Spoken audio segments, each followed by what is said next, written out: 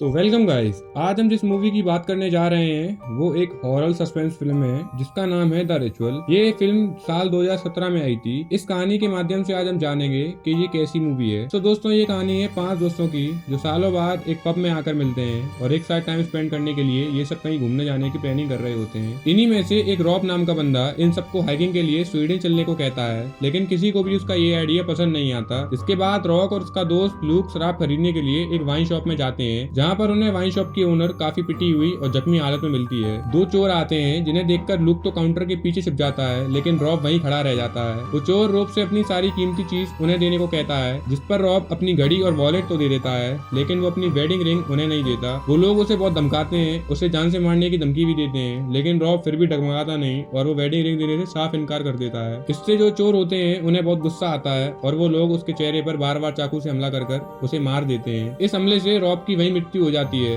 वहीं Luke counter के पीछे से ये सब देख रहा होता है। इस सीन के बाद हमें 6 महीने के बाद का सीन दिखाया जाता है, जहाँ पर ल्यूक अपने 3 दोस्तों के साथ हाइकिंग के लिए स्वीडन आया है, क्योंकि रॉब यहाँ आना चाहता था और ये सब रॉब की याद में यहाँ पर आए हैं। ल्यूक अब कहीं ना कहीं रॉब की मौत का जिम्मेदार अपने आप को ही मानता है, क्योंकि अगर वो उस दिन छिपा नहीं होता तो शायद आज चारों यहाँ पर होते। वो लोग आगे जाकर एक पहाड़ी पर रॉब का मेमोरियल बनाते हैं और उसको याद करते हैं। इस मूवमेंट के बाद जब ये लोग पहाड़ से नीचे आते हैं तब इनमें से डॉम नाम के बंदे का एंकल ट्विस्ट हो जाता है, जिस वजह से उसे चलने में काफी दिक्कत होती है। इस चीज को देखते हुए मैप के जरिए एक शॉर्टकट रास्ते से जाने का निर्णय लेता है, जो जंगल के बीच से होकर जाता है, क्योंकि ऐसा करने से वो लोग आधे समय में ही मेन रोड तक पहुंच जाएंगे। ल्यूक उसके इस डिसीजन से सहमत नहीं होता, इसीलिए वो जंगल से होकर जाने से मना करता है। और क्योंकि फिल और डोम को हस का फैसला ठीक नहीं लगता, इसीलिए उन्हें भी उनके साथ जाना ही पड़ता है। जब ये चारों जंगल से होकर जाने लगते हैं तब आगे जाकर इनको एक पेड़ पर हिरण लटका हुआ दिखाई देता है, जिसको किसी ने इतनी बड़ी बेरहमी से मारा था कि उसके पेट की अंतड़ियां बाहर नजर आ रही थी। उसके ऑर्गन जमीन पर पड़े थे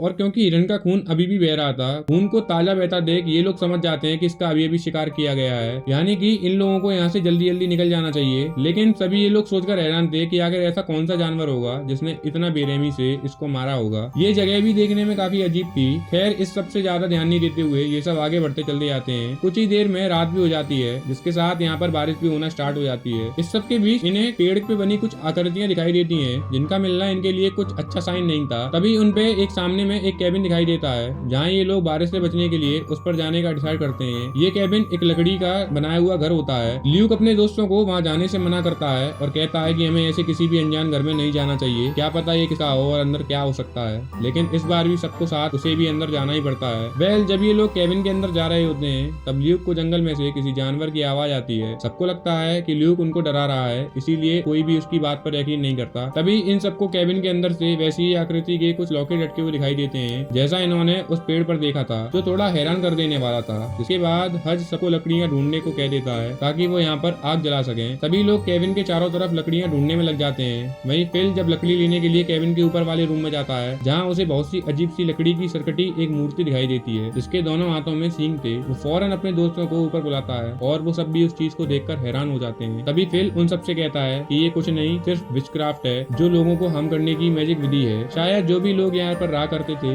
वो विचक्राफ्ट किया करते थे। ये सब सुनकर उसके सारे दोस्तों में एक डर पैदा हो जाता है, लेकिन रात का वक्त था और बारिश भी बहुत तेज हो रही थी, इसीलिए इन सबको आज रात यहीं रुकना पड़ेगा। इसके बाद रात में सोते वक्त ल्यूक को बाहर से एक रोशनी नजर आती है। उसे देखने के लिए ल्यूक जब कैबिन का डोर खोलकर कैबिन से बाहर जाता है तो वो भी उसी वाइन शॉप पर पहुंच जाता है, जहाँ पर उसके दोस्त का रॉब का खून हुआ था। उसे देखकर यकीन नहीं हो रहा था कि आखिर ये कैसे हो सकता है। तभी ल्यूक को एक जोरदार झटका लगता है और तभी हम उसे अपने सपने से जागता हुआ देखते हैं। वो ल्यूक जब जागता है तो अपने आप को कैबिन से बाहर जंगल में पाता है और उसके सीने पर भी चोट लगी हुई थी। इसे देखकर ऐसा लग रहा था मानो किसी ने उसके सीने पर अपनी उंगलियां घुसा दी हो। इसके पहले ल्यूक कुछ समझ पाता तभी कैबिन के अंदर से हज के चिल्लाने की आवाज आती है। जैसे ही वो कैबिन के अंदर जाता है तो देखा है कि टॉम और हज भी उसी की तरह बुरे सपने में है और दोनों जोर जोर से अपनी वाइफ का नाम पुकार रहे हैं। ल्यूक उन दोनों को होश में लाता है और तभी ये लोग देखते हैं कि फिल तो यहाँ पर है ही नहीं। वह सभी लोग उसे फौरन ढूंढने में लग जाते हैं। जब वो ऊपर जाता है तो वहाँ देखता है कि फिल विचक्राफ्ट पुतले के आगे बिना कपड़ों के उसकी पूजा कर रहा है। ल्यूक जल्दी से उसको भी होश में लाता है, जिसके बाद ये चारों फौरन अपना सामान उठाकर कैबिन के बाहर आ जाते हैं और बीती रात जो भी इनके साथ हुआ उसके बारे में इनमें से कोई आपस में बात नहीं करता, लेकिन सबके सब बुरी तरह से डरे हुए थे। अब ये लोग जल्दी जल्दी से जंगल को पार करने के लिए उत्तर दिशा की ओर जाने की सोचते हैं। तभी ल्यूक भागकर जंगल की ऊंचाई पर चला जाता है ताकि वो वहाँ से कुछ दिखाई दे सके। अभी उन्हें और कितनी दूर जाना है, लेकिन तभी वहाँ एक मॉन्स्टर जैसा कुछ दिखाई देता है जो साइज में में काफी बड़ा होता है, उसके हाथ बिल्कुल किसी इंसान के जैसे होते हैं। वो फौरन वहाँ से भागता हुआ अपने दोस्तों के पास आता है और उनके पास आकर मॉन्स्टर के बारे में बताता है, लेकिन उनमें से कोई भी उसकी बात पर यकीन ही नहीं करता। तब ल्यूक उनको अपनी बात का यकीन दिलाने के लिए एक सीने पर लगी हुई चोट को दिखाता है, जिस पर टॉम उसे बोलता है कि तुम शायद झूठ बोल रहे हो, शायद ये किसी पेड़ से लग गई होगी जब तुम रात में बाहर गए थे, ऐसा भी हो सकता है। टॉम से ये सब चीजें हैंडल नहीं हो रही थी और वैसे भी इस डर के माहौल में आपस में ही लड़ने भी लगते हैं। इस सब के लिए टॉम ल्यूक को खुद ही ब्लेम करता है और कहता है कि अगर उस दिन तुमने हिम्मत दिखाई होती ना, आज रॉब जिंदा होता और हमारे साथ होता, हम सबको यहाँ नहीं आना पड़ता। ल्यूक को उसकी इस बात पर गुस्सा आ जाता है और वो उसको एक मुक्का मार देता है। तब हज को लगता है कि इस वक्त हमें सबको साथ रहना चाहिए, इसीलिए वो सबको संभालने की कोशिश करता है। इस बीच इन्हें जमीन में से एक टेंट गड़ा हुआ मिलता है, इसके अंदर से उन्हें एक फैमिली फोटो भी मिलती है। ये फोटो 1987 की थी, जिसे देखकर इन सबको लगता है कि ये फैमिली भी यहाँ पर इन चारों की तरह ही आई होगी, लेकिन वो भी मारी गई होगी। अब इस सब से ये लोग और भी ज्यादा घबरा जाते हैं। धीरे धीरे अब रात भी होने लगी थी, इसीलिए हज सबको इसी जगह पर अपना टेंट लगाने को कह देता है। उसी रात ल्यूक को फिर से रॉब की मौत वाला सपना आता है, पर इस बार ल्यूक को रॉब की हत्या करने वाला चोर उसे डरपोक कहता है। तभी एक बार फिर फिल की चिल्लाने की आवाज सुनाई देती है, जिससे उसकी नींद खुल जाती है। ल्यूक जब फिल के पास जाता है तो फिल उसे बताता है कि एक बड़ा सा मॉन्स्टर हज को उठाकर ले गया है और उसने ये सब अपनी आंखों से देखा है। तभी जंगल में हज से चिल्लाने की आवाज भी सुनाई देती है और ये तीनों फौरन उसे बचाने के लिए उसकी आवाज का पीछा करते हुए जंगल में चले जाते हैं, जहाँ पर इन्हें हज की बॉडी भी हिरन की जैसी ही पेड़ पर लटकी हुई मिलती है, जिसका पूरा शरीर बीच से फटा हुआ होता है। हज की ऐसी हालत देख ये तीनों फूट फूट कर रोने लगते हैं। हज की ऐसी हालत देखकर ये दोनों डर जाते हैं और सच में ये सब देखने में बहुत ज्यादा ही डरावना लग रहा था। तो अब टॉम और ल्यूक उसकी बॉडी को पेड़ से उतारकर जमीन में दफना देते हैं और रोते हुए दुखी होकर आगे बढ़ते हैं। ल्यूक उन दोनों से कहता है कि हमें इस दिशा में सीधे चलना चाहिए ताकि जल्द से जल्द हम इस जंगल से बाहर निकल सकेंगे। आगे जाकर ल्यूक एक बार फिर से ऊंचाई पर जाकर देखता है कि वो अभी कितना दूर है, लेकिन इस बार ल्यूक को एहसास होता है कि वो लोग जंगल के किनारे से ज्यादा दूर नहीं है और उसे एक उम्मीद भी दिखाई देती है। जब ल्यूक वापस आ रहा होता है तब उसके एक और दोस्त को वही मॉन्स्टर उठा ले जाता है जिसने हज को मारा था। ल्यूक उसे बचाने के लिए उसके पीछे भागता है, पर अंधेरा काफी होने की वजह से वो एक पेड़ से टकरा जाता है और फिर से वो वही सपने में चला जाता है जिसमें उसने रॉब को मरते हुए देखा था। लेकिन इस बार ल्यूक सपने को अपने ऊपर हावी नहीं होने देता और अपने दोस्त टॉम के पास जाता है जो पेड़ के पीछे छिपा हुआ था। ल्यूक उससे कहता है क्या तुमने उस मॉन्स्टर को देखा था जो फिल को ले गया है? तब टॉम बहुत डरा हुआ होता है और उससे कहता है कि मुझे माफ कर दो, वो मॉन्स्टर बहुत तेज है, इसीलिए फिल को मैं बचा नहीं पाया। अब क्योंकि मॉन्स्टर अभी भी उनके आसपास ही होता है, लेकिन फिर भी ये दोनों हिम्मत करके आगे की ओर भागते हैं, जहाँ पर इन्हें हज की तरह फिल की बॉडी भी लटकी हुई दिखती है, जिसकी बॉडी से फटी हुई होती है और उसके ऑर्गन जमीन पर पड़े हुए होते हैं। ये दोनों किसी तरह से वहाँ से निकलकर एक ऐसी जगह पर आ जाते हैं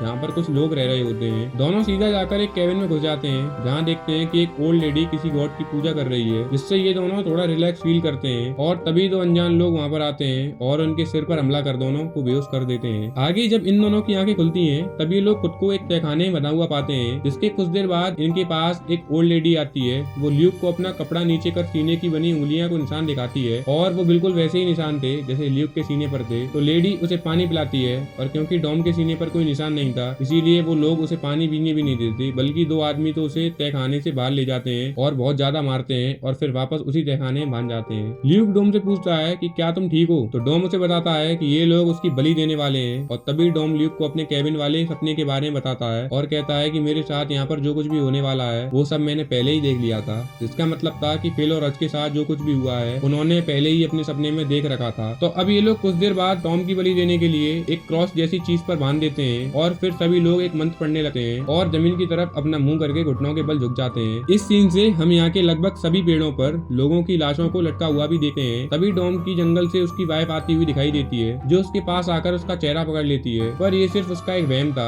जो डॉम को दिखाई दे रहा था। असल में ये उसकी कोई वाइफ नहीं थी, बल्कि वही मॉन्स्टर होता है जो उसके चेहरे को अपने हाथ से पकड़ लेता है। मॉन्स्टर जब अपने असली रूप में आता है तो वो देखने में बहुत ही बड़ा और डरावना होता है। इस कस्बे के सभी लोग उस मॉन्स्टर की पूजा करते हैं और उसके आगे अपना सर झुकाते हैं। इसके बाद वो मॉन्स्टर डॉम को बाकी लोगों की तरह पेड़ पर लटका देता है और उसकी भी मौत हो जाती है। केविन के अंदर से ल्यूक इस पूरे नजारे को देख रहा होता है, इसीलिए टॉम के साथ जो कुछ भी हुआ उसे देखकर वो खुद को आजाद करने के लिए अपना अंगूठा तोड़कर अपने हाथ की रस्सी को खोल लेता है। इस सबके बीच एक लड़की वहाँ आ जाती है, जिसे ल्यूक ऐसे दिखाता है कि उसके हाथ अभी भी बंधे हुए हैं। वो उस लड़की से बात करता है और उससे पूछता है कि ये सब क्या चल रहा है। वो लड़की उसे बताती है कि वो एक एंशिएंट गॉड है, हम लोगों को उसका नाम नहीं लेते और हम लोग उसकी पूजा भी करते हैं क्योंकि वो हमें इस जंगल में रहने देता है और हम हर साल उसे कुछ न कुछ बलि देते हैं, जिनमें से वो एक को चुनता है और इस बार उसने तुम्हें चुना है और अब तुम्हें हमारे साथ यहाँ रहकर उसकी पूजा करनी होगी। इसके लिए आज रात को तुम्हारा एक रिचुअल होगा जहाँ पर तुम्हें उस गॉड के आगे अपना अपना सर झुकाकर उसकी पूजा करनी होगी, और अगर तुमने ऐसा नहीं किया तो वो तुम्हें मारकर भी पेट में लटका देगा। और ये सब सुनने के बाद वो उससे कहता है कि क्या उस मॉन्स्टर ने मुझे ही क्यों चुना। तब वो बताती है